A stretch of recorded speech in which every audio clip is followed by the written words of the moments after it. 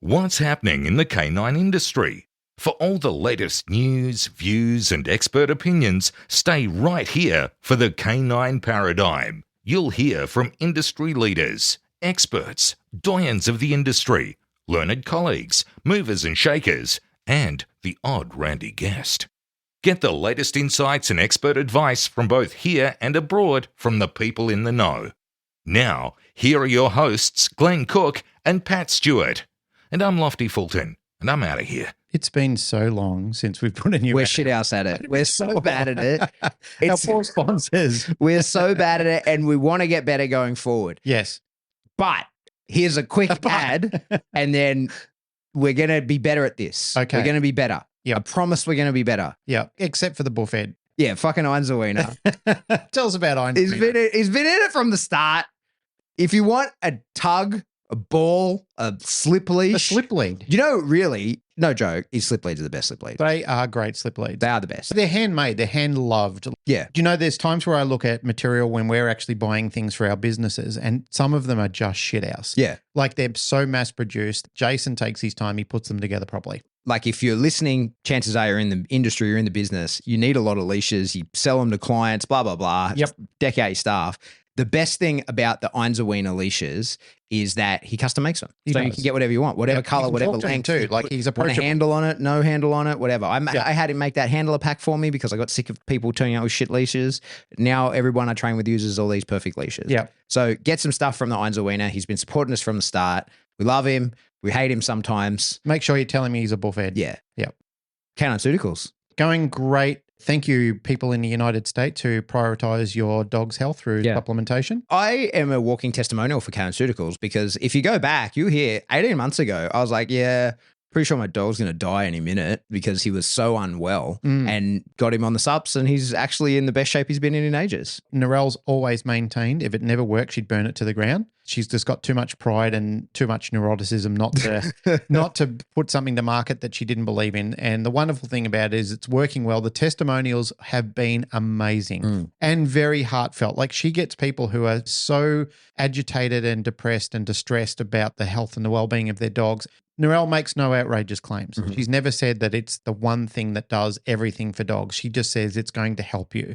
By law, she's not allowed to make those claims, but she wouldn't want to anyway. But what she does tell people is it's definitely going to do better for your dog. Yeah. We watch our own dogs. Opie, who's got more things than you could poke a stick wrong with him, he probably wouldn't be alive today if it wasn't through Narelle's treatments, through good supplementation, changing diets, all those sort of things. I could talk about it forever. I don't want to make this sound like a buy sales pitch. I'm a fan of it because I know if it works. If it didn't, I wouldn't. Well, it's an ad. Well, it's an ad, but I wouldn't disgrace myself by talking about something that didn't work. I'd be the same with her. I'd just say burn it to the ground. I don't want to know about it. Yeah. And if you're a first-time customer in Australia or the US, Narelle's offering a 10% discount off the entire range of Canine Pharmaceuticals products by typing in the discount code TCP10 at checkout. Let's work through our sponsor list. Yes. These are the people that sponsor us and we love them for it and we're plugging their business. Yes. First on our list here is Daniel, who we don't know how to say is Tropino. I thought we just called him Troppy Daniel. Troppy Daniel. Troppy Daniel. Dog Club, South Australia. Yep. Awesome training facility. Representing South Australia. It's great to see that a state that's usually sleepy and not Australia's just considered. hosting some cool events there. Yeah. Yeah, good on you, Daniel. Well done. George Kittredge. Rowdy Hound. Yeah. It's fucking cool. It's a box for your dog that goes on your motorbike. The only one that I know of. Yeah. It's the coolest product Not in ever. Australia yet, so hopefully one day we can talk to Horny George about getting some Rowdy Hound dog boxes in here. He does training videos. He shows people how to train their dogs to get into the Rowdy Hound. He's a dog trainer himself. He's in the biz. Yep.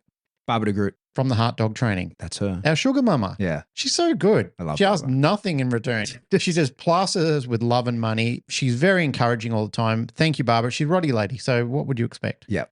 Tailored Canines. We don't know much about Tailored Canines. They just turned up one day and said, hey, we just want to throw some money at you. But they offer a complete range of canine training services. Yep. Tailored Canines. Where are they? They're in Canada, right? They're in Canada. Yeah. So we've got a couple of Canadians, we've got a couple of Americans, we've got a couple of Aussies. Good eclectic mix. We haven't got anyone from Europe. Fucking hell.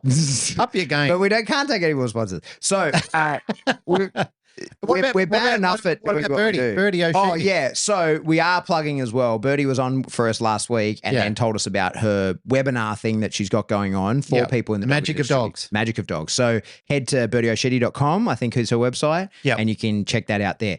All the sponsors, trust us. We're getting better at the ads. I promise you. Yeah. Next, we're going to be in touch with you and we're going to get better at it. We're going to take it more seriously. We're just shit at it because we've got other stuff. And this is just an extra that we like to do. We thank you very much for But your we both support. spanked each other. Pat spanked Yeah. me and then I spanked him. And Yeah, then- we need then to get better at this. Yeah, we do. We were going to leave it another week of the existing ad and thought, no, we can't possibly. We're actually No, together no. for the first time. Yep. That's what's been holding us back is that we haven't been together. Yeah. Yeah. Oh, missed you. I missed you too. All right, that's it. Here's the show. Bye.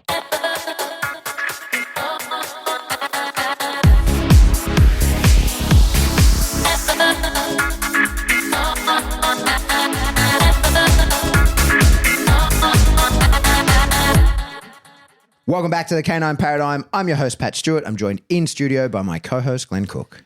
We haven't been together again for a couple of sessions now. I know, we're back. We're doing it. We are. We're here. We did it. We did it. That's your Yay. new thing. We did it. We did it. I've seen you do that a bunch of times where you're taking a photo and right at the end I hear you say, we did it. Yeah, so either Axel got it from me or I've got it from him. I don't know, but he says it all the time. And so Yep. I always say it in like a kid's excitedness because he was like, woohoo, we did it. Right? So he must have got it from me or vice versa, whatever. Every time I hear you say that, it reminds me of the Mark Zuckerberg film that they did with Jesse Weinberg. Oh, yeah, whatever The his name Social is. Network. The Social Network. Yeah. When they're in that house together and his friends are talking to him while they're shimmying off the chimney into the pool. Yeah. He goes, did you see? And he goes, nope. And they go, we did it. He goes, you did. I don't know why. I get a mental image of that. Yeah. What are we talking about? Mate, at the weekend, we were at PSA trial here. You were the judge. I actually didn't have an official role beyond sort of helping it keep going, but I was gone all weekend, right? So what happened was I was getting up at 4:30 in the morning and then didn't get home until like 8 o'clock at night. And on the Sunday night when I got home, you know, you come home like all sort of, woo, right? Like I've done a thing and I'm all excited. Axel's in bed, but I'm talking to Rip. We're all in his room, sort of putting him to bed. Remi's in there as well. When we put the kids to bed, usually it's like a whole family affair, right? So Axel goes to bed first and then me, Jane, both dogs all kind of go in and read the story in Rip's room and whatever. And Remi's laying on the floor and I look at him and I say, we got some training to do, buddy, because like the next trial's ours, right? Like, and it's the first time since 2019 that he's going to be able to show in PSA. And even though I've called him retired twice and I'm not necessarily emotionally attached to the idea of trialing because he's injured all the time. And if that week he's okay, then I'm going to trial him. So right? I'm going to start calling you John Farnham from now on. Yeah, the comeback tour. The comeback tour. Yeah. Yeah, Johnny Farnham never stopped. Yeah. But I look at Remi in front of Rip and I'm like, mate, we got some training to do. And Rip was incredulous. He looked at me like I was straight bullshitting. And he's like, what do you mean?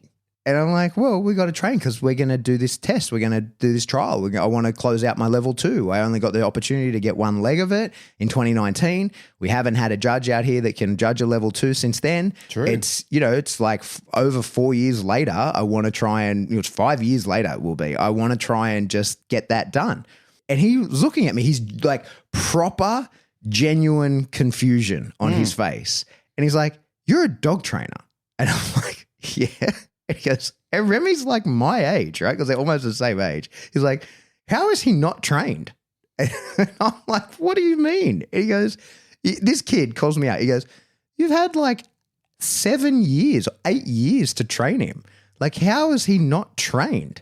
And I realized in that moment, he kind of doesn't really understand what I do in dogs. He doesn't give a shit. He's not that into it. He doesn't understand an extinction cycle. No, and he doesn't understand the level of training that I have on that dog and the level of training that's required to get a level 2 in PSA. He has no sort of picture around that. Does he still do jiu-jitsu? Yeah. He still does? Yeah. On a regular basis? Yeah, 2 days a week, yeah. So is there anything else that he used to do that he hasn't done for a while? Yeah. Well, relate it to him like that. Say, if you try and take up this again after all of this time having it off, Yeah, tell but- me how your experience feels. But so the thing is, he sees me take the dogs out every day, right? And he sees me do training with the dogs every day. Yeah. And so his question was, how come he's not fully trained? Like, how is it It's a good question. Yeah. How is it that you as a professional trainer, and he, acknowledges that I'm a trainer that also trains other trainers. So I'm a person that really should know what I'm doing.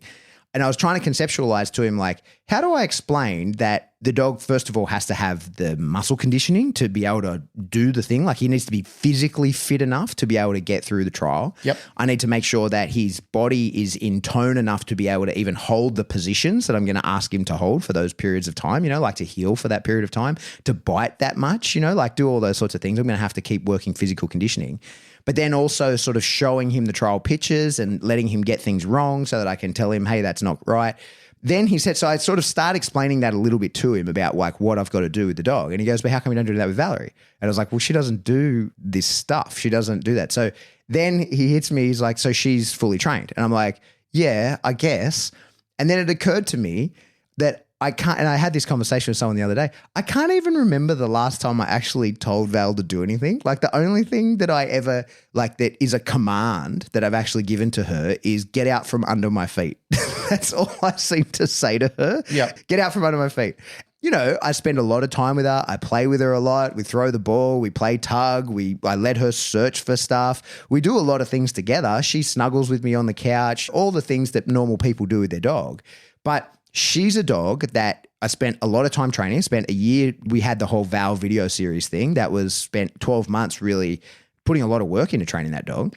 Then initially I spent a couple of more years sort of training her to do various stuff. And then we did some detection stuff with her. I decided there was one point where I thought I was going to do IGP with her just for the laugh. So I put really crazy flashy healing on her for a little while. Yeah. But because she's just a pet and I don't have a purpose, like her purpose is to just be awesome and live a great life and do that in the presence of me, right? Yep. That's her purpose. Yep.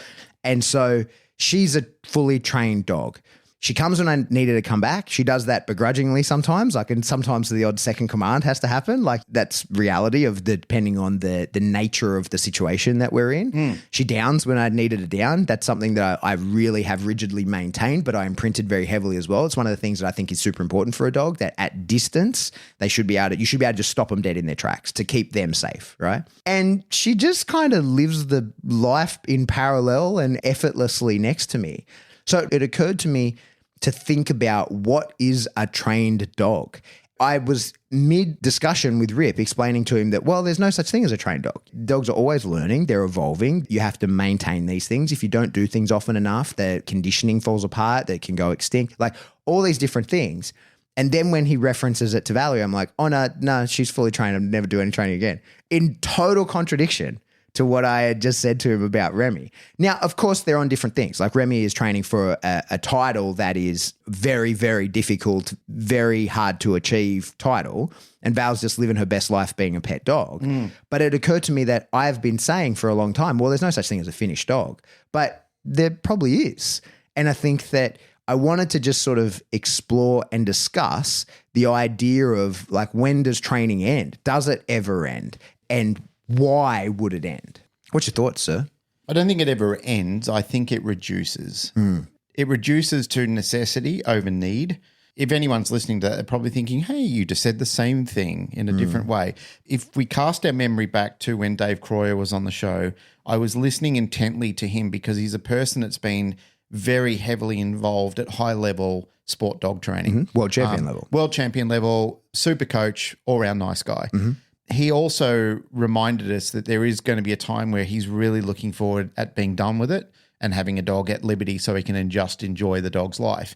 And no doubt that dog, that family dog, will have training. There'll be certain house criteria, house rules that that dog is required to do. It's like every house that I've ever been in, there is a requirement of a dog to perform a certain way to fit in. And it's no different to us, man. Like we're required to act and behave a certain way all through our life, depending on where you are. So you might be with a group of people where you can be very loose and you can have a lot of fun and say things that are pretty outrageous. And you might be at an office party or an office. Let's remove office party. You might be just at the office where the culture is very subdued. You have to perform. You have to stay at your desk. You have to limit the amount of time you're talking to people. Even your sense of humor has to be kept at bay because you're expected to perform and required to give an output. You know, and it's the same thing for our working dogs. Like our working dogs are born into structure. There is a template of what's required to do, and they have to fit inside that template. They can't go outside the lines of that because the sport won't allow for it. You can't have too much variation because then the dog starts to become unclear, and the conditioning process that we're trying to develop is very disruptive to the mind of the dog. It can't comprehend, and therefore it can't control its outcomes well. So it's not good for the dog. It's not good for anybody. But for a dog that's living more of a life at liberty, dog that's a home dog, that's like hanging with your mates. You know, like there's still social and ethical rules that you live by. You know, like there was a certain group of friends that I used to hang with, and we always used to say, nothing's off the table but no mum jokes. You know, that was just the way, because we always said mum jokes are the ones that tend to make you upset. No mum jokes. That's kind of like the rule. There is still a rule. It's not like there's no rules. There's a rule. So house dogs get to live that rule. They get to live there, you know, like you don't have to do the templated lifestyle of a sport or a working dog, but you do have rules. There are requirements of the house that you have to abide by. Yeah, and I think as well, there's this grey zone. It's what we talked about a few episodes ago, or maybe it was one episode ago, I can't remember, where there's a lot of people who are training their dogs in what is observably a sport type fashion, but with no intention of ever doing a sport, you know? They've just gotten into training. And so they're training their dog every day. And probably that training, in a lot of cases of people who find themselves in that position, that training is keeping reactivity at bay. You know? Yeah. Like that's probably what it's doing. There's a couple of reasons why that happens. Yeah. So the dog is, you know, it needs that fulfillment. It's bringing an inwards focus. It's stopping the dog, you know, developing anxieties about options when it's looking at the world and makes bad decisions. If it's been under socialized, maybe, you know, a really tight training session narrows the vision of the dog down to like see less of the world because the dog's just involved in working to performing to earn the reinforcer. So the dog gets to go out and be in the world, but it's not having to take everything in because it's just, you know, doing what it's been told to do or what it's working, you know, it's doing something to earn something. So I think this idea that there's ever a line in the sand where a dog is like, no, you crossed it. Now you're a trained dog, right? I don't know that that ever exists. And like I say, I don't really do much with Valerie beyond she accompanies me everywhere I go. She's in the car right now, later on tonight when usually when it's my turn at club to do stuff, because I wouldn't let her out while other people's dogs, because that would be derailing to the other dogs. But Remi doesn't give a fuck. He's used to her running around all over the place. So while it's his turn, she'll just be somewhere in the background, hanging out, getting cuddled by people. She might run through the middle of our training session and that's fine too, right? Like it doesn't matter. She just comes everywhere, does all those things. But every now and again, I might call her and she gives me a look of like, do I have to? And those are the days where then, okay, we go to training session now. And I'd say, yes, you do have to. And I'm going to make sure that you do, but I'm going to make it worth your while as well. Like every now and again, I just have to give her that top up of like, hey, you did it. Good work. Here's some sort of reinforcement that makes it more likely to happen again. But it also maybe like is like, here's some negative reinforcement because it's fucking happening. Like I've told you to come back. You have to come back. So I think that this idea of a trained dog maybe is like a sliding scale. And the things that go into that, the markers along the way is what is the ultimate goal for the dog, but then how well does the dog manage to maintain its training absent doing more of it, you know? And so like Valerie, for example, to keep using her, is she had a ton of really intense training. She was my project for a really long time. And when we first met, I was sort of in the community here in Sydney was a bit of a novelty because I was the guy that I was the army guy that would turn up to stuff with a really highly trained Springer. And with a Malinois in the car that like, yeah, I got one of those as well, but I've got a really highly trained Springer. Right? Like check this out. I got a Springer that can do cool things. I think that's why I took notice of you at the start is because you pull that little dog out. And my experience with Springers is they just run wildly around a field looking for odor. And then you pulled her out and she came to middle and started doing all this funky healing. And, you know, I'm thinking, holy shit, I haven't seen a Springer do that before. I don't know if you remember. So the first time I had her out at an event and people saw her, it was Hans and Esther here at your place. And I had a working spot with her. And I was really interested in Esther's opinion, and Hans also, on whether her light chasing craziness could be dealt with, because she can see into dimensions that other beings can't see. Like she is so attracted to any sort of movement and any kind of sparkle that for most people, she would drive most people crazy. And if I hadn't had the ability to put as much training into her as I had, she would be unmanageable because she's so drawn to it. She's the kind of dog that if you shoot a laser at a wall, she will stare where that laser was for probably 2 hours or more. Like she will just sit there and stare fully intently at it. And so if a leaf moves by, she has to chase it. If your watch catches a reflection, she'll madly chase that. The story is, her father was imported. And if I remember correctly, I could be getting this slightly wrong, but the gist is correct, that he was imported and he spent like the full 6 months, I think, in quarantine. Like his quarantine wasn't paperwork. It was in a kennel, I think. And he was sort of crazy like her. And they thought, well, he's gone crazy in the kennel. And then when they bred him, I'm like, oh no, that's genetic. You don't pass on going crazy in the kennel. I mean, there's maybe an epigenetics case that could be made for that, but the whole litter are the same. And her sister, Gidget, is apparently even worse than her because the lady who got her does agility with pugs. And so she's used to having to build a lot of drive. Yep. And so can you imagine doing any drive building with Valerie? Could you imagine trying to put more in? Like now she's an old lady. She's over 10.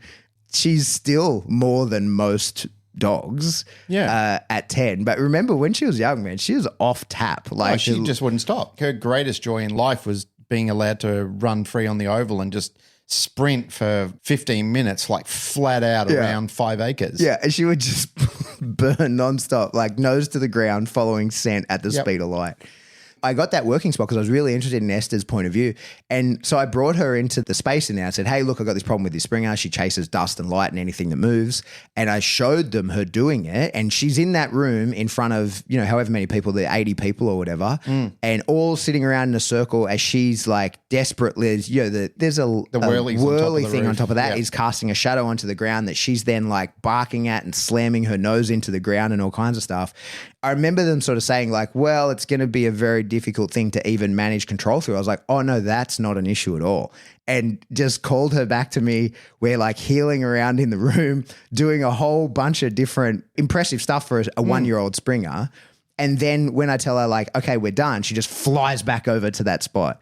And then they're like, oh, okay, this is interesting now. Because I think, having been in a similar position at seminars where people bring in a dog with a really heavily ingrained problem like that, you're kind of like, oh man, you're not going to be able to do anything about this because I don't know you. I don't know like your ability, but this is a very complex, difficult problem. And then when they saw the level of control that I had over her around those things, and she's off leash, it's not like I'm compelling her to do anything. She's happily doing all this stuff. Then they were like, oh, now this is interesting. And I don't know if you remember, I'll never forget. They basically were like, there's nothing you can do about this. Yeah, I remember that. This is so deeply genetically ingrained that maybe when it first presented itself, like if you had managed to punish it at the very first presentation, but no, good luck. This is it. Like with the dust chasing, one of the thing that I think has been really important to her is when I see her spool up over something like that and make her hold a Kong or a ball or something like that, and she can download the stress. Because what's always been my concern for her with that is she can never catch it. That's the issue. And I think that's one of the things with those obsessive compulsive sort of things on dogs of that type.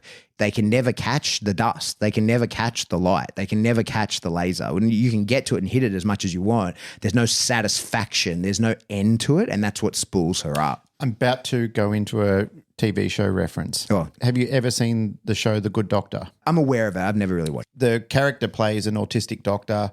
He's brilliant. They do this cutaway where he can see human anatomy and he can come up with an on-the-spot diagnosis of what's going on because his mind is incredibly complex. So they did this cutaway show where he met this lawyer. While he was getting legal advice, this is like later into the seasons, they were going to do this spin-off called The Good Lawyer because she had some sort of OCD or autism as well. What she had to do was she had to finish things in threes. So if she was talking to someone, she had to tap her hand. She had to go 3 times. Yeah, right. And if she didn't complete the third one, there was a voice in her head say, complete the third one or something terrible is going to happen. Yeah. And it would like build and build and build. And it was like shouting in her head. And she was in court. Long story short, her company didn't want her to go into court, even though she's brilliant, because she gets fixated on certain things. So the opposing legal team were talking to her, and the guy leans back in his chair and it goes, squeak. And she goes, that's one, in her head. And he's talking again, and she gets him to do it a second time, and he goes, squeak, but he doesn't pull off the third one. So she literally has a meltdown in court. Her mentor is frustrated about this and says, like, you're literally locked up, because she's staring at her opponent and she can't complete the discussion, like her points that she's trying to raise in this case, because she's fixated on that point. So it made me think about your complexities around Valerie's not being able to complete it, or anybody not going to be able to complete those sort of things. Yeah. For somebody who is very task orientated and also has an obsession around it, not being able to complete it is one of the ultimate forms of lack of control. And lack of control for anybody. I was listening to a podcast on this the other day. There was a lady talking. Narelle and I were doing stuff for her business the other day. I was helping her out, and she was actually listening to the podcast, and it was a lady talking about neurology, and she really went into being in control and being able to control your environment. But I can't remember the actual technical word she used for it, but it was fascinating nonetheless. I've always been an advocate for this. I've always called things the illusion of control. This is why we have to build this scaffolding around dogs when we're developing the architecture of behavior, because we need them to feel in control of the moment. Because without that, it's very confrontational. And I know for myself that if I feel out of control by something, it can stir up some very unhinged and unhealthy thoughts. Like, I don't feel like I completed something. I think it was last week's episode we talked about this whole SCOBY thing. I was able to let it go because I felt like I got to where I needed with it. Whereas before that, the reason I kept doing it and the reason it spun out of control is because I didn't feel like I'd mastered enough of it, like I didn't know enough about it. And it was frustrating to Narelle because, like at one stage I had 60 jars with scobies in them because I kept feeling like, no, this is not working properly. It's not the way it should be. It doesn't look like it looks online when I'm watching other people do it. It's not right. Something's wrong. I can't do this. And I need to fix it. I need to fix the puzzle. And then it happened. I got it. It came to fruition and I was able to close out on it. So I let it go after that. I'm empathizing with your thoughts on Valerie because now I can relate to it. And I think sometimes we don't relate to these sort of things, which is easy for us to move on because we're looking at it from our perspective. And we've talked about the dynamic of perspective before. I think perspective of anything, thinking about outside your body and being outside the argument sometimes and having a look at how the whole environment works out, which is why some of us are able to socially adjust to difficult environments and some of us just aren't, is because some of us don't give a fuck about it, where others do. Like we actually think, no, I want this to go right. I have to step outside myself and allow this conversation to happen around me as if I'm not involved in it. Otherwise, if I do have a stake in this, this is where it will get uncomfortable very quickly and unravel itself. Once again, these are only experiences that develop later in life. I wish I knew things like this when I was 20 and I could shut my mouth at some of the things I really would prefer not to have been involved in or said when I was a younger guy. But there's no way of knowing this until you know it. Yeah, for sure. It's interesting your reference to that show about everything happening in threes and having to close the loop. I think that definitely is very applicable to dog training because some dogs are very much like that. And once you start it, like we did a whole episode on it, once you run the program, right? So like once you start it up, they need to see it all the way through or there's going to be effects. Well, they're in punishment territory at that point in time. Yeah. So it's very much the negative without the reinforcement. Yeah. They're sitting on that side of the fence. So there's no learning happening and there's just layering of frustration building around it. But the problem with that, it's like a cancer. It fucking spreads to different areas. When we start to see obtuse sort of behaviors from our dogs, we don't know why they're popping up. But some of the times it's because we've left a loop open that needed to be closed. Very much. I think. Yeah, I think. For sure. I think actually, with my two dogs, the reason I can call Valerie a trained dog and Remi in training is because as a dog that is trained, I'm not actually holding anything over her. Like I don't actually really give her any reinforcers. she eats from a bowl every day, twice a day, and I throw the ball for her and we play tug. But aside from getting her to out the thing so that we can do another rep, I don't really tell her to do anything, right? There's no behaviors that are in maintenance, but also there's nothing being reinforced that pushes her off the center line that I need her to be on, right? First of all, that center line is quite broad because I give her a lot of freedom of action. She can do mostly whatever she wants. She is a house dog, so she's got unlimited access to my house. She goes wherever she wants within the house. Yep. Trust me, I'm aware. That's why the only thing I end up usually telling her to do is get out from under my feet because she's constantly under my feet. Yep. But what I need from her is quite broad, but there isn't really anything that can easily derail her from that center line that I need her to stay on.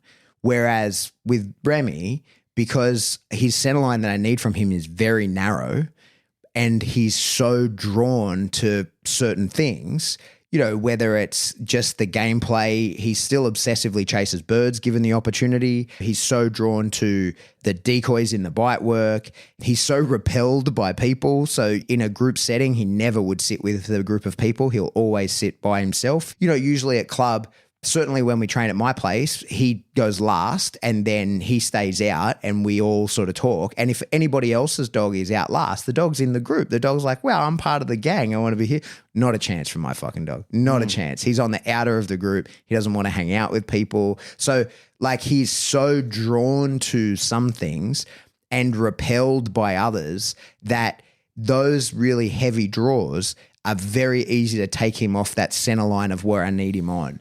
And it's very easy for me to accidentally put too much weight into one thing over another. If I do too much of one thing, then he becomes a dog that does that, and if I don't do enough of something, he's a dog that doesn't do that, and so being able to maintain that balance. So I think that one of the reasons why I'm reflecting on a lot of stuff at the moment, right? One of the reasons why I've called him retired and then just gone like, oh, fuck it, you're going to do Mondio, right? And done a Mondio trial, right? And I've called him retired again and said, oh, I shouldn't have even done that Mondio trial. And now I'm getting ready to have another crack at a PSA trial. Is because he's not retired. What am I going to do? Not work a Malinois that lives in my house? That's impossible.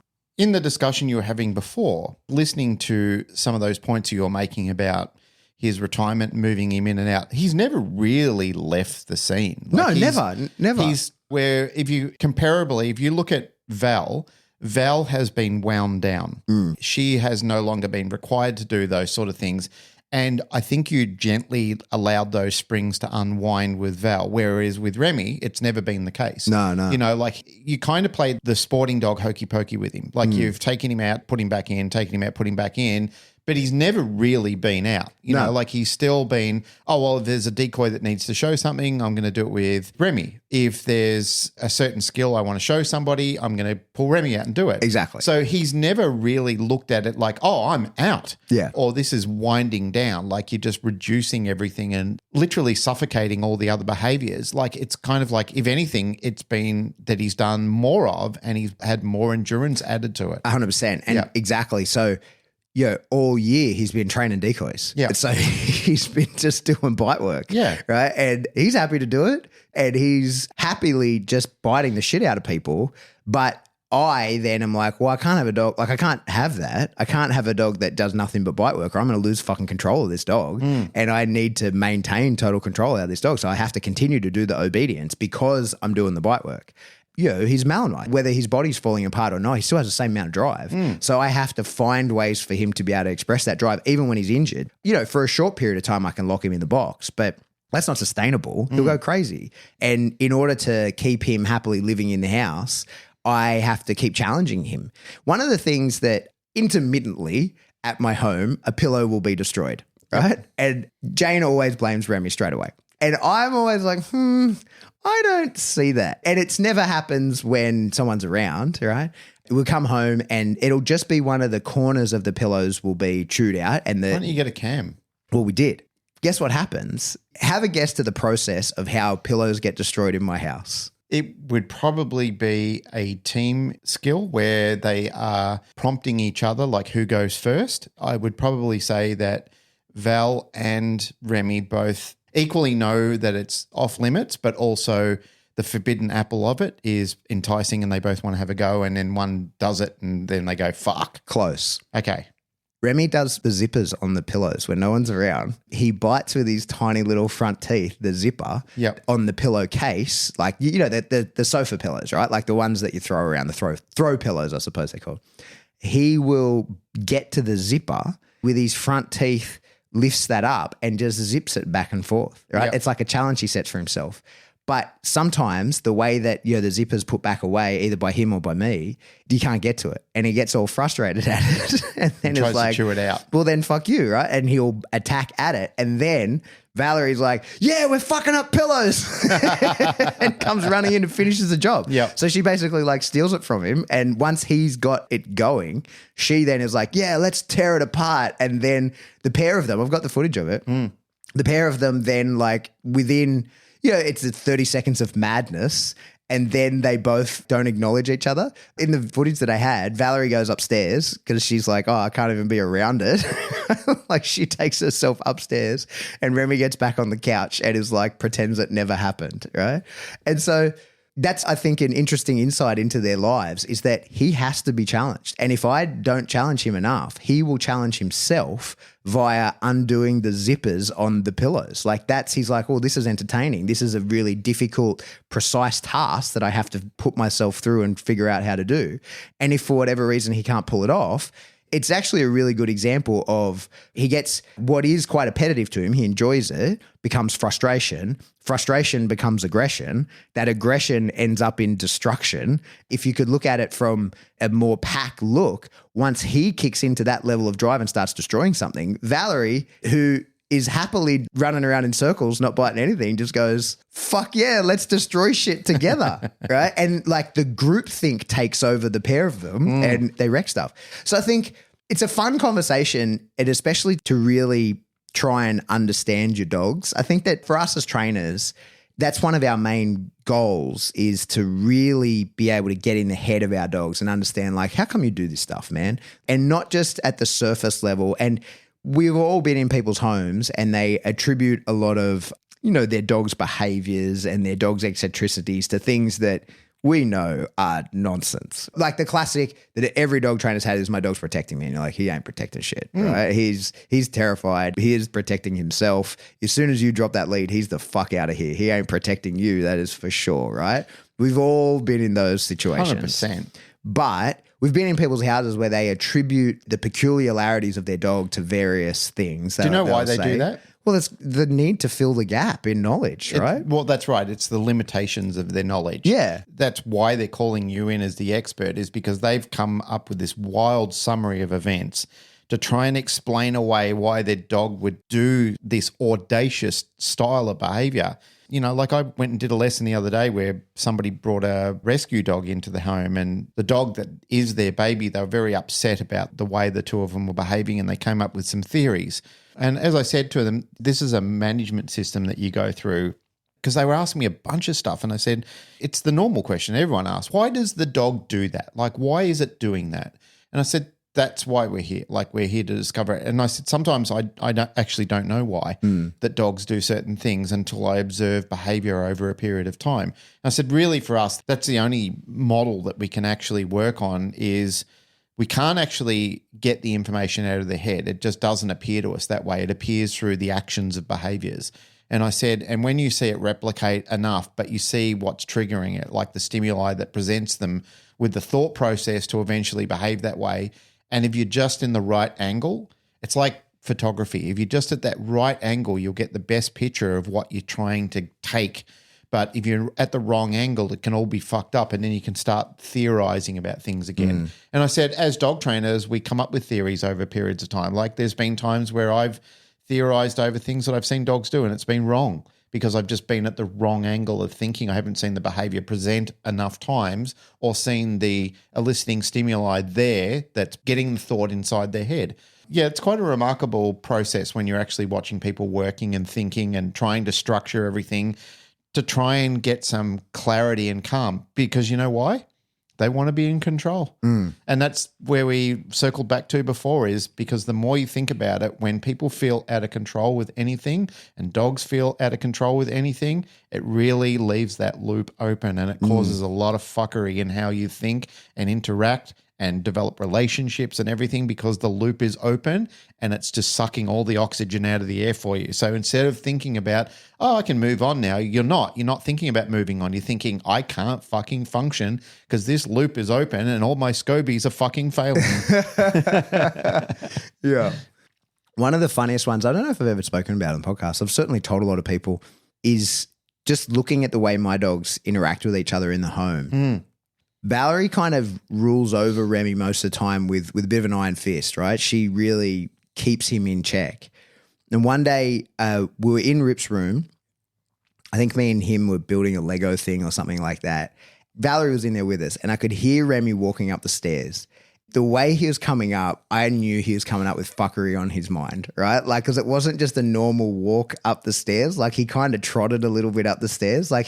And for sure, he was downstairs and he's just gone, I'm going to go look for trouble. Something has kicked me into drive, whatever it is. I'm going up there to just cause mayhem. And so he comes to walk into Rip's room. Like, I can see he's got like a smile on. He's kind of like going to saunter in. Valerie flies over, bites him in the neck and tells him he can't come in the room, right? Then he's like standing outside like, oh, I'm trapped. Rip's immediately, his first reaction is like, oh, she's so mean to him. And I'm like, yeah, but she allows him to live the life that he has, because he was for sure coming in here to be a pain in the ass. He was going to come in here and I was then going to have to go and put him in the kennel or put him outside or whatever, because he was coming in here with a level of drive and arousal that is not appropriate for being in here. So she kept him out. And I watched him over the next 5-10 minutes have to come down in his arousal at the door. And this is the entry to Rip's room. He's like spinning in a circle and then huffing and puffing and then lays on the floor and then suddenly gets up, normal Malinois shit, and then brings himself down to a lower level of arousal and then walks into the room, and she let him come straight in. Then I'm confronted with, does she not like him coming in there at that level of arousal, or is she doing that because she knows that I'll like that she does it, or is she doing that for his sake so that he doesn't get in the box? Because it has to be one of those three things. Which one do you reckon it could be? And I'll never know. There is no way to measure that. Do you think that she'd be doing it for you, though, or ultimately for her? Well, they're probably one and the same. I think that she identifies us as having joint interest, you know? Yeah, that's fair to say.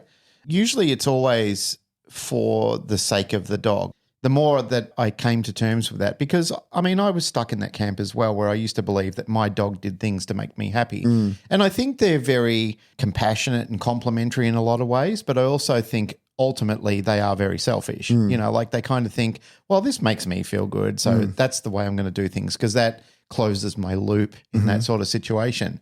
But I think if you really get down to brass tacks of it, we'll never really know. Nah.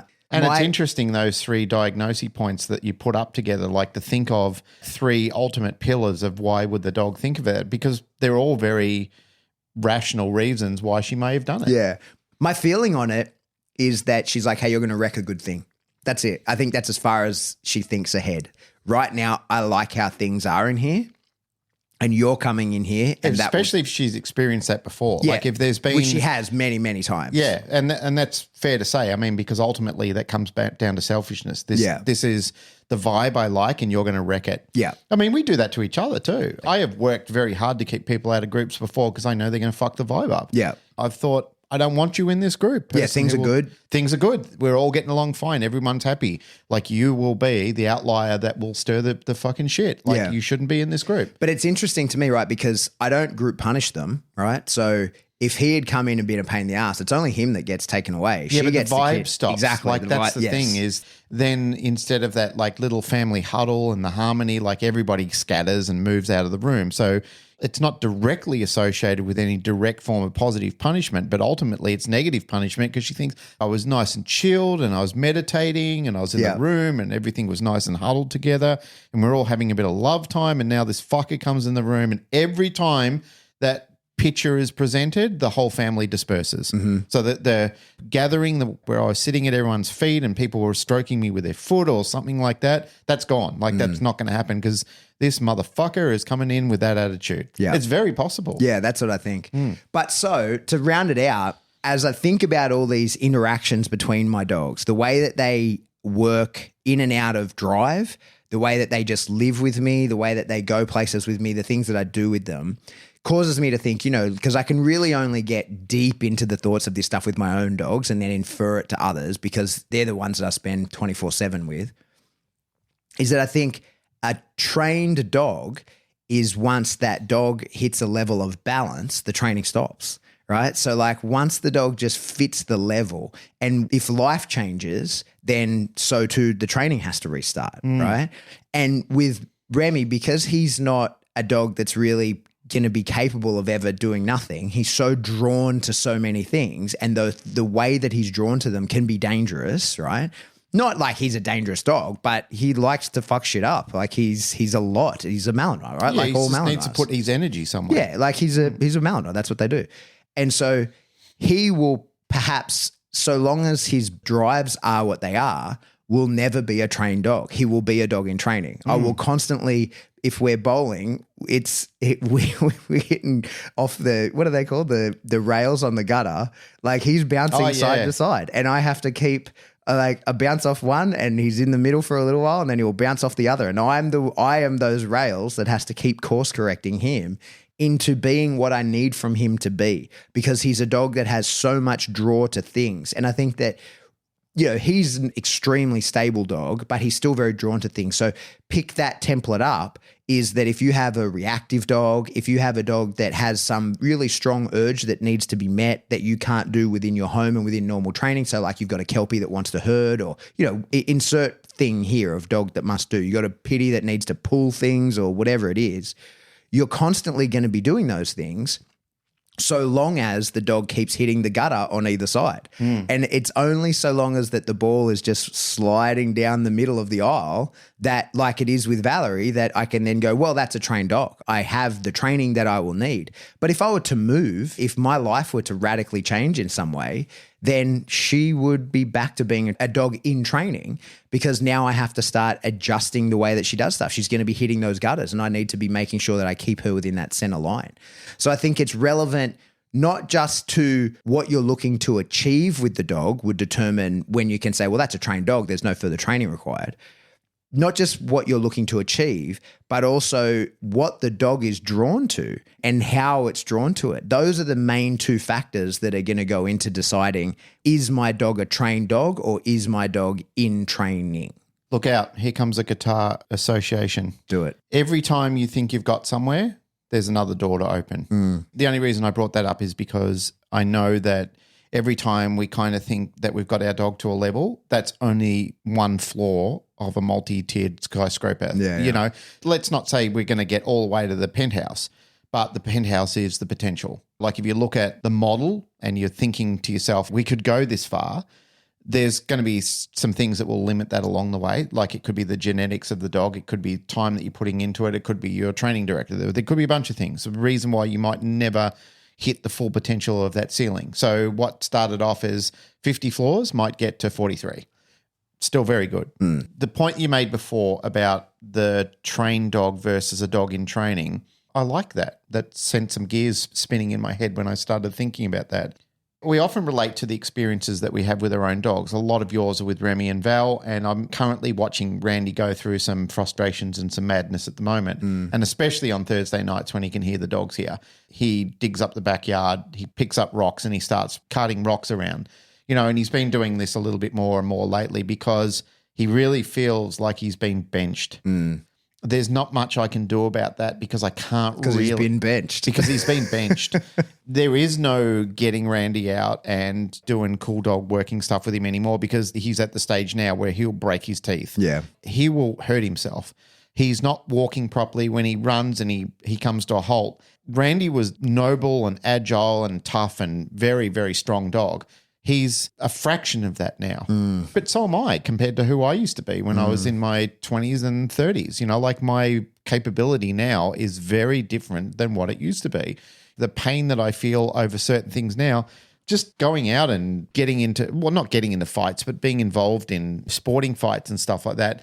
The next day you'd be up and out at the pub drinking. You'd just been doing like 3 to 6 rounds of getting wailed on and hitting the ribs and hitting the face and stuff like that. And you'd be going, yeah, cool, let's go down the pub. And you'd have swelling and bruising. Mate, if that happened now, I'd be in bed for a week. No, yeah.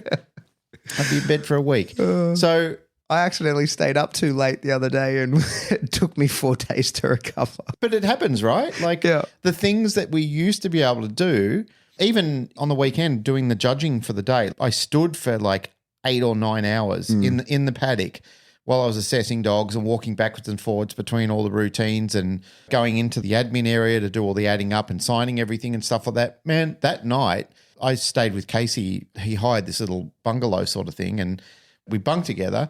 Mate, I had to fucking stretch my calves out for about a good half an hour before I could get to sleep because they were barking. That never happened. I've been in fields all day long. That's the things that I've been doing. We used to do, you know, like when we were in Kilsyth when I was working for Boyd, Thursday nights it would be from, I'd get there at 6 and I'd sometimes leave at like 2 a.m. We'd be training dog after dog after dog. It would just be this cycle of never-ending dogs. It just never seemed to stop. There were so many. We'd start going into training and theorising and going back into training. You just bounce back. You get into bed by 3 o'clock. I'd be up at 7 o'clock to work again. It never happened. Didn't miss a beat. Could go the whole day and do it all over again. These days, the same thing as you know, like you do those and you're kind of thinking, I need a week's holiday. I'm fucked. Yeah. Oh, that's life. We're getting old. And so are our dogs. Yeah. Oh, you know what I'm going to say? What have we got to say? And I'm going to say at the beginning of next episode because the end is a stupid place to put an ad. Well, it's not an ad. It's an ad. Yeah. The next trial in Australia for PSA is ours. It's our club. And so we're having a whole bonanza that we're putting on. It's a big whole show and song and dance. There's a lot of it. There's lots of different little elements happening. Yeah. So for the people in Australia, and I was going to say Sydney, but it's Australia. Like people are traveling from all over the place. There's people coming from, as far as Perth to come to the trial. We are doing a trial on the 8th and 9th of June and we're doing it at the Windsor Polo Club. So instead of doing it here, which is way more convenient for us, we're doing it at a place which is bigger and we can have a bigger crowd and we can put on more of a spectacle and there's more parking and blah, blah, blah. And so 8th and 9th of June is our trial it's at Windsor Polo Club for anybody who wants to come and watch. It's totally free event. It's come and have a watch and see what it is. There's going to be raffles and all kinds of like really cool prizes. Thankfully, there's people in the club who are doing a lot of the organizing that I'm not so hands-on in it. But some of the prizes that they've got for the raffles are incredible. It's a big deal stuff. People have donated some really incredible things. Then the following 2 days, we're doing a decoy certification. So that is, for people to become certified as PSA decoys. If you haven't been training for that, don't get in touch with me and say you want to do it. It's not learning how to decoy. It's being tested. So it's not where you rock up and have a go, but you can watch those dudes do it. And it is a spectacle because it is a hard couple of days. So if you've traveled and you want to stick around, you've been there for the trial, stick around for another 2 days and watch those guys get put through the ringer to try and certify. Right? No, that's at the Windsor Polo Club as well. Right. And then Wednesday is going to be off, and then we're here in Dural, and Sean is teaching his Deadpool decoy school here. Right. That is where you can learn to decoy. Now, Sean's Deadpool decoy school, it's not a PSA thing. It's developing a dog. He's an expert at that. It's developing big confident grips in dogs that no matter their application, it doesn't matter. It's so you don't need to be even interested in PSA. If you're a police military type person or security, whatever, you're going to benefit massively from his stuff. I've done his school. It's incredible. It's 2 days there. And the best thing about his school is it's very modular. So whether you're brand new, you've never done anything before, or you're very experienced, you're going to get a lot from it, right? He's one of the best decoys in the world, especially in PSA, but he is a world-class decoy. Totally. Absolutely. Yep. And the beauty of the way that Sean does it, yes, he is super talented, but it's methodical and it's systematized. So you don't need to have the magic touch to be able to do it. That's the thing. So like a lot of the good decoys you see have the magic touch. They just are able to get in tune with the dog and they can do the things that's necessary, but they can't fucking teach you that. And the one session you get with them is going to benefit your dog for that session. But if you don't keep having access to those people, it's not going to have like a huge impact on the dog's life. The way that Sean teaches his schools, it's systematized. Yep. Do this, then you do this, then you do this. So even a dummy like me can end up in a position where you go like, oh, I know what to do here. I do this until the dog shows me competence in that, and then I go on to the next step. It's perfect. So if you're interested in learning that, and then the pièce de résistance is the final event that we're doing, which is Janet doing her handler workshop, which I am super excited to attend. Oh, yeah. And so that's Janet Edwards, Director of Judges for PSA. super experienced PSA competitor, 2 dogs to level 3 and got 2 more on the way presently, is doing her dog sport handling workshop. Now, of course, she's an expert in PSA. That's what she does. But it's about how to get on the field and handle a dog in dog sport. So it doesn't matter whether you're interested in any sport. You could be an agility person, rallyo, whatever. It is going to help you because it's about how to bring a dog into competition, not just how to bring a dog into that competition. That's our club that's organizing that. And we really are looking to have a really big event where we bring a lot of people together and really bring the community together. And so even if you're not interested in ever doing PSA, but you want to come and watch a trial, it's a fun day. PSA is designed to be, it's a spectator sport. As well as competing, it's fun to see what's going on there. And what we've been doing in Australia, which is not typical around the world, but what we've been doing and hopefully for the remainder of this year anyway, we'll continue to do, is I act as something of a MC of the event and explain to people what's going on. You do an amazing job when you do Well, that. I like doing it because I like talking, as you can tell. But the main thing is that what I've always thought is that dog sport can be quite boring. If you don't know what you're looking for, you don't know, like, well, did that go good or did that go bad? Like you don't know, It's right? just left to the crowd to ooh and ah and wonder what's happening. And then you find out like a tiny critique from the judge at the end. Yeah. So what we've been doing is explaining along the way what's happening so that there's more buy-in from the crowd, and there's been great feedback about that. So if you want to be a part of that kind of thing, come along to this trial. It's going to be a bonanza. That's what we're calling it. And I'm really excited about it. So I'm going to tell you guys about that at least a couple more times before it actually happens, because we're really trying to get as many people there as possible. And bang for your buck, you can come to the trial and watch the decoy, so it's not going to cost you anything. And the pricing on the Deadpool Decoy School and the handling workshop, I'm not going to say the prices because it's variable. There's early bird things, and if you bundle, if you get 2, it's cheaper and all that kind of stuff. So jump onto the Iron Fist website, which is ironfistpsa.com.au, I think it is. I think so, yeah. And you'll have all the details there. You can find it on my Facebook. You can find it on my website, which is seriousdogbusiness.com, and go to the events tab and you'll see it there, and that'll link you to the Iron Fist site. You can't miss it. We're trying to make it a whole thing. Or just go into the Canine Paradigm discussion group and ask somebody in there, and Tanawa or somebody will throw you a lifeline. You'll be bombarded with information. Absolutely. All right, that's it. That's my rant. All right, that's it for the episode. See ya. All right, if you want to get in contact with that, what do we say? Please like, rate, share, subscribe. Do it that. through whatever Do subscription service you download us from. That is a big help. As annoying as that is to do and seems like it's pointless, it's not. It's falling off. Yeah. I think the love is starting to come to a bit of a tarnish at the moment. Are you saying they don't love us? A little bit less. There's just not the same. There used to be a big enthusiasm, and I tell you what, I got during this week, I don't know whether it was a recent episode we put out or maybe the universe felt like I needed an ego boost. I don't know. But this week I got nearly a dozen emails or messages or just the various ways that people get in contact with us. Yep. People I don't know just giving incredible feedback and thanking us for the podcast. And it's funny how things come at the right time. It feels amazing. It warms the cockles of my heart when people send a message. And some of them are incredible, and people actually saying, it's hard to even explain. It seems ridiculous since we're just 2 dickheads talking to microphones, but people have like literally said that we've saved their lives. yeah, that's big. Yeah. That's really big. Huge one, right? That's big. Tell iTunes that. Well, you don't have to tell them that we saved the life, but I agree with you, mate. There's a lady in New Zealand, Monique Rana, I think her name is. She just had to have an operation with her dog where the dog had glaucoma in the eye and both its eyes had to be removed. So she's dealing with that, but the dog's doing really well. She's got like a little halo for its head, so she's adjusting to life with no eyes. One thing I really appreciated about Monique is she's very complimentary. If she likes something about an episode, she tells me why. So she will generally have a little dialogue with me backwards and forwards saying, hey, I just wanted to let you know I really needed something that you put in the episode the other day and it was just at a perfect timely moment. Following on from what you said, it's nice that we still know that people are out there. And I guess what most people are searching for in life is some form of relevancy. And it's nice to show that we have relevancy in the show. Like it's for a purpose. It's not just us wailing on. Like I don't think we'd want to do this if we were just boring a bunch of people and they just think, this is his old hat. They're just telling the same shit all over again. We're trying to be very versatile in what we're doing, like we're bringing guests on and everything like that. But you guys are our audience. Like we want to have a relationship with you. Your feedback is super important. It is. We need to know, is it relevant? Is it not relevant? Is there a directional change that you want us to take? The only way that we will know is if you take time to tell us. And if you are enjoying the show, like if you do like what you're hearing and the show is appealing to you and you haven't done a review before, it'd be really appreciated. There you go. If you want to support the show, best way to do that is jump into Patreon. Bunch of cool stuff in Patreon. We'll take your money. Yeah, we will for sure. we got Apple Vision Pros to buy. Although I don't think it's going to happen. We're not getting them. No.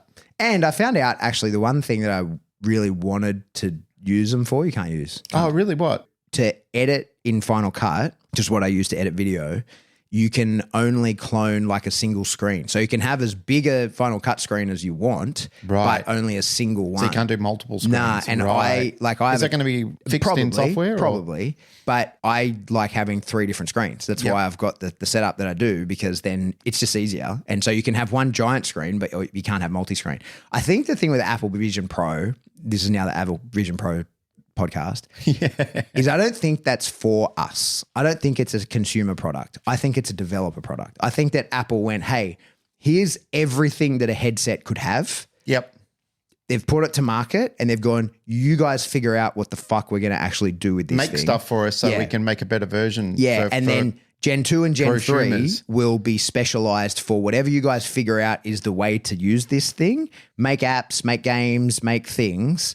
And then the next version will better suit the things you have made. That's what I feel like has happened. Yeah. Because it doesn't feel like a Gen 1 product. It's like it's got everything. It's not much to build onto it. It looks like more to me they're going to take things Except out that of it. goofy looking battery.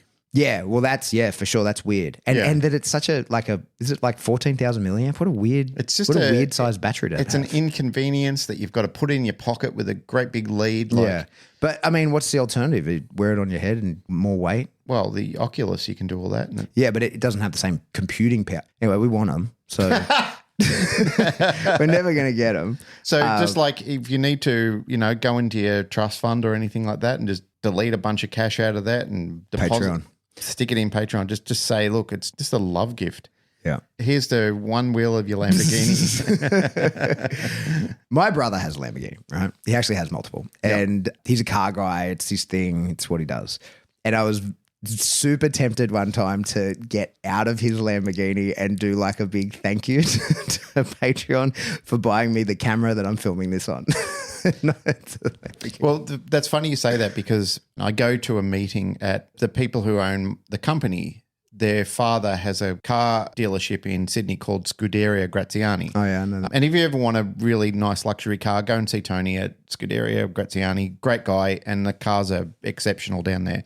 And I've been down there and I've been sitting in $1.3 million cars. And I was going to do the same sort of thing. I was thinking, wouldn't this be cheeky? And I'm thinking, somebody might take it seriously. Yeah, that's exactly what I you did. piece of shit. You know, like, look at you living off our dime. Yeah, exactly. When that's everything opposite. Yeah. Yeah. Anyway. Yeah. We do appreciate it. And we appreciate I tell you, Dan, we do appreciate so much the people who have stuck with us on Patreon because, Absolutely. It's incredible. It's never, ever not one time that I've ever looked at Patreon, I've ever taken it for granted that people around the world have found something of value in just supporting. And there's people who do it just for that. They've never listened to an episode on there before. Yeah. They couldn't care less. It's just literally for supporting our show, and their way, creators call it buying me a coffee. I guess that's the thing that I've looked at, and I've just looked at that and I've thought that is just remarkable. The financial support of Patreon is incredible for sure. And we put in a lot of money to get all of the stuff going, and we've always wanted to keep it at the front edge, and Patreon allows us to do that for sure.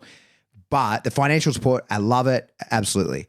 But when I was getting ready to launch the course, and I still haven't launched it publicly, it's only people in Patreon who have been sent the link. Like it's on my website, people can buy it, but I haven't told anyone about it. I'm not pushing it. Yep. When I wanted people to test it, it occurred to me like, oh, these are the people that I can get incredible feedback from. And they have. Glenn, some of the fucking emails have been sent from people who have bought my course. So I put it into the Patreon and said, hey, it's ready. Here's a significant discount to buy it. But the real reason I want you to buy it is, yes, I want you to have it. I want you to have access to the information. And this is my income. This is how I'm going to make money.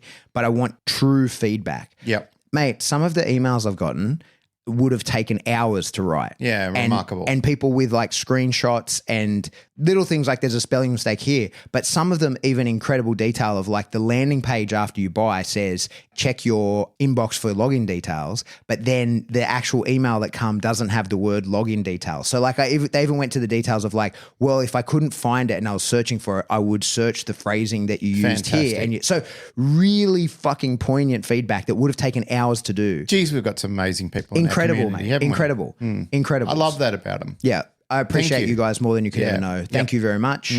We also have t-shirts. We do. That's spring. Yeah, get them. No underwear, no thongs, like flip-flops. Flip-flops, yeah. Yep. But t-shirts we have and tapestries we have. Yes, we do have those. tapestries and people have purchased our tapestry. I need Casey, a tapestry. I just realized the other day I don't have one in the shop. I would need you to like me get to one. organise one for you? Yeah, Nick, if you next time give you're me in the there. diameters and I'll get you a tapestry. Enormous by enormous. The biggest one we can get?